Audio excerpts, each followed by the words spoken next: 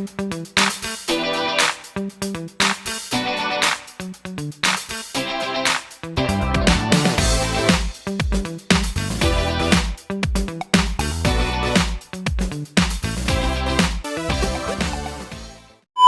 hello everyone. Good morning uli sa inyo. Ayan, isang magandang araw muli.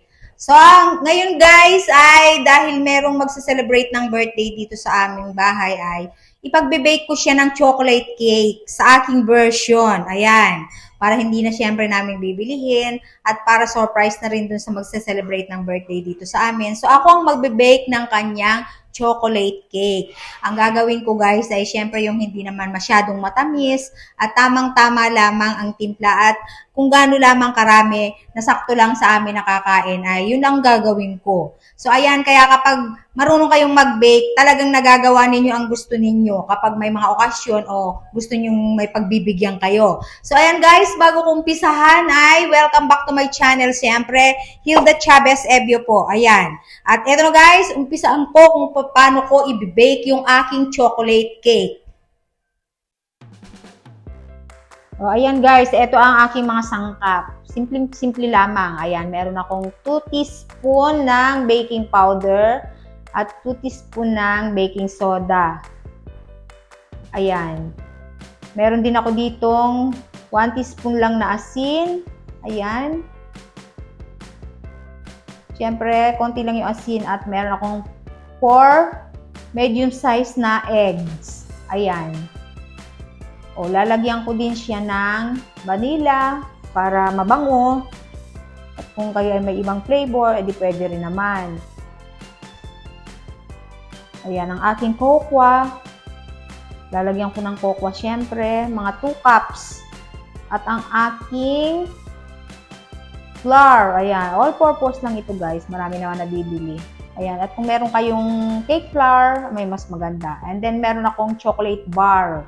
Any kind of chocolate bar, guys, pwede nyo gamitin. Depende sa brand na meron kayo.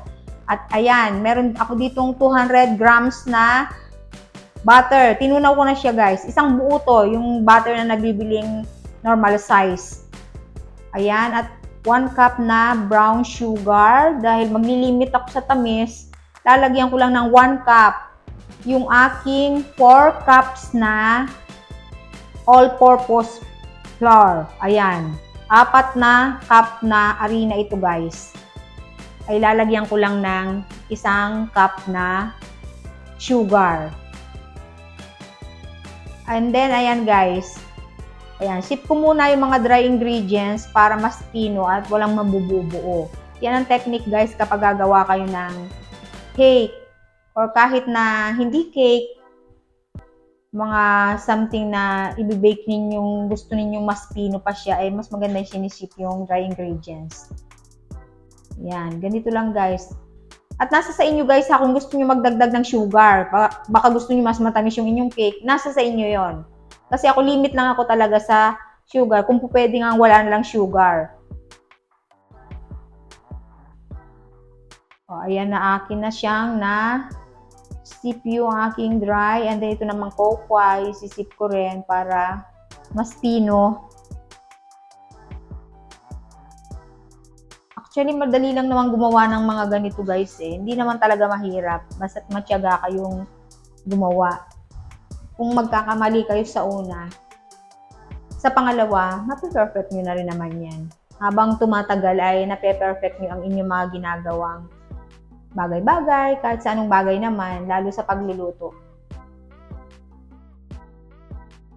O, ilagay ko na yung asin. And then, ang aking baking powder. Aking baking soda para mas makinis siya. And then, mix lang, ganito lang guys. At ang inyong ingredients kung kayo gagawa guys ay dagdag bawas lang. Depende sa dami ng inyong harina. O, add ko na rin tong aking asukal. At ang butter guys, talaga tunawin ninyo. Huwag nyo ilalagay na buo. Ayun ang magpapasarap.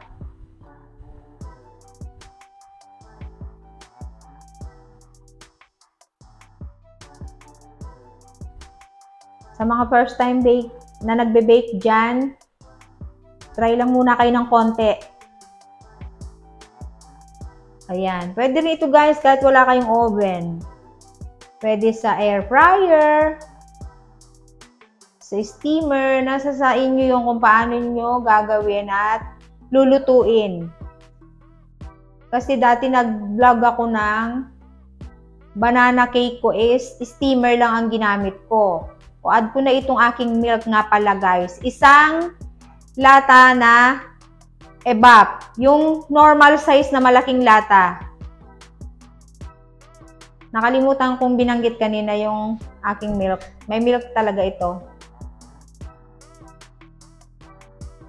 Ayan, mix lang. Wala na itong water guys. Hindi tayo mag-a-add ng tubig. O yan, sabay ko na yung itlog.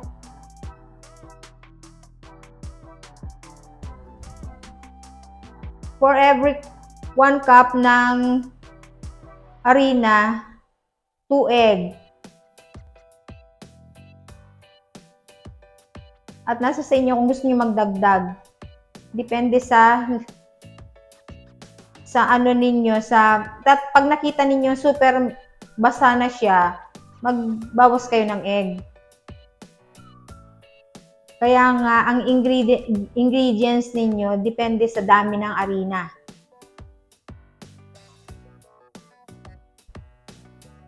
Ayan, kung meron naman kayong mixer na maliit, mas maganda. Ito dahil konti lang naman, kaya pwedeng-pwede na sa sandok.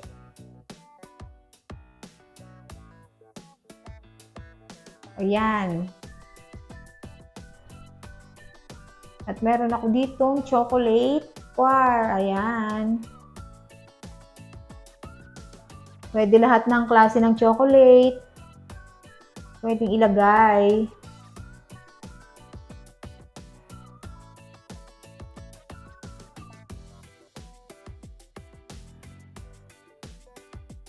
Ayan, nilagay ko na siya dito guys ha. Hiniwa-hiwa ko lang siya ng maliliit. Para mas masarap talaga siya. Talagang lasang-lasa mo yung chocolate niya. At dahil nga talaga naman chocolate cake ito, kaya chocolate ang aking ilalagay.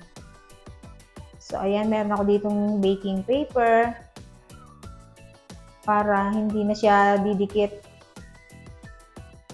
Meron na rin ako ditong baking pan na tray. At pwede rin naman yung mga aluminum na nabibili lang na disposable. Pwede yon. Ako naman dahil marami naman akong tray dito na pang baking, so hindi na ako bumibili ng mga ganun.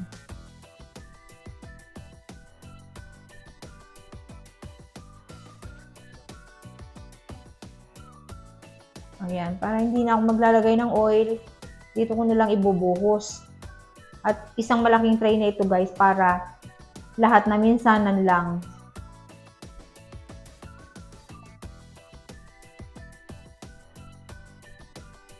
So, eto na siya.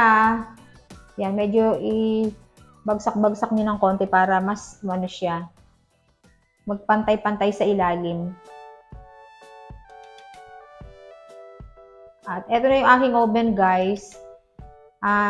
Ininit ko muna yung oven ko ng mga 1 minute to 2 minutes. Ayan, para mas mainit. Kasi gano'n mas magandang pagsasalang ng inyong ginagawa na mainit na yung oven.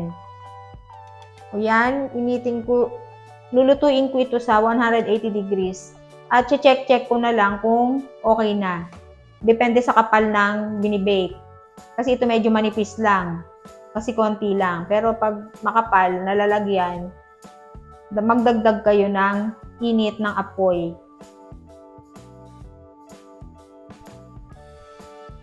O yan guys, 180 degrees ha. O, eto na siya. And then, sprinkler ko pa siya ng chocolate. So, ayan, niluto ko ito guys ng halos 1 oras. I-check nyo. Eto, lumipas na yung 1 oras. Eto na siya, luto na. Kasi dapat 40 minutes lang eh. Kaya lang, dahil medyo hindi naman super lakas yung apoy, kaya ginawa ko ng 1 oras para mas luto. O, di ba ganyan lang. Yung tirang chocolate, nilagay ko sa top. At yung iba, hinalo ko talaga siya sa mix. Pag-mix ng aking chocolate cake. O, yan. And then, binalik ko ulit siya sa oven, guys, kasi para mag-melt yung chocolate sa ibabaw. Kasi nilagyan ko na siya ng nakahalong dinurog na chocolate. Then, nilagyan ko panibago. Then, isinalang ko ng konti para malusaw yung chocolate at kumapit dun sa ibabaw niya. Konti na lang. Konting minuto lang ito.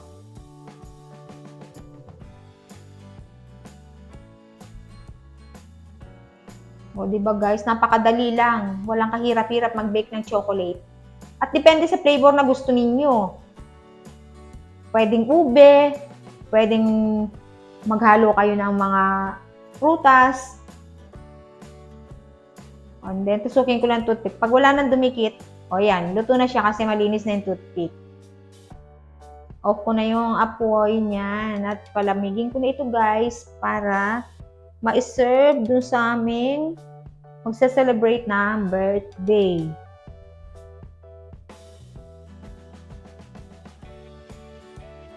Ayan na, unin na. O, di ba guys, walang kahirap-hirap, napakasimple.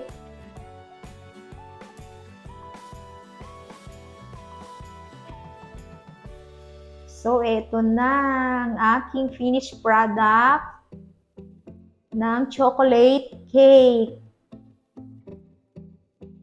O, pag ganito kalaki guys, isang buong tray, bibilihin mo yung cake mo, may presyo.